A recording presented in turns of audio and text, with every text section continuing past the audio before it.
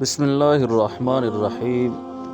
انیس اتاری official میں خوش آمدید۔ السلام علیکم دوستو، آج ہم درود پاک کی فضیلت کے بارے میں سنتے ہیں۔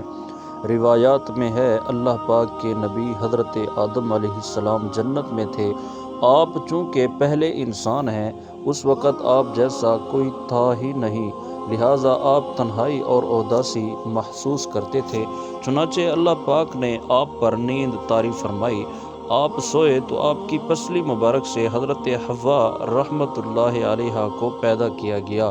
حضرت آدم علیہ السلام بیدار ہوئے، اپنے پاس اپنے ہی جیسے ایک انسان حضرت حوا رحمۃ اللہ علیہا کو دیکھا تو ان کی طرف ہاتھ بڑھانا چاہا، مگر حکم ہوا اے آدم رک جائیے، پہلے حق مہر ادا کیجیے۔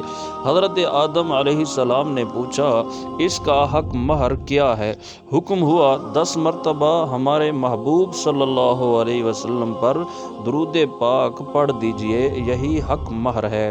حضرت آدم علیہ السلام نے 10 مرتبہ درود پاک پڑھا اور آپ کا نکاح حضرت حوا رحمۃ اللہ علیہا سے کر دیا گیا۔ سبحان اللہ، کیا شان ہے ہمارے آقا و مولا مکی مدنی مصطفیٰ صلی اللہ علیہ وآلہ وسلم کی۔ اس جگہ ایک ایمان افروز نکتہ ہے۔ علماء فرماتے ہیں حق مہر شفا بخش ہے۔ مولا علی شیر خدا رضی اللہ عنہ فرماتے ہیں جب تم میں کوئی بیمار ہو تو اسے چاہیے اپنی زوجہ سے اس کے مہر میں سے 3 درہم لے، اس کا شہد خریدے، اس میں بارش کا پانی ملا کر پی لے، انشاءاللہ الکریم شفا ہوگی۔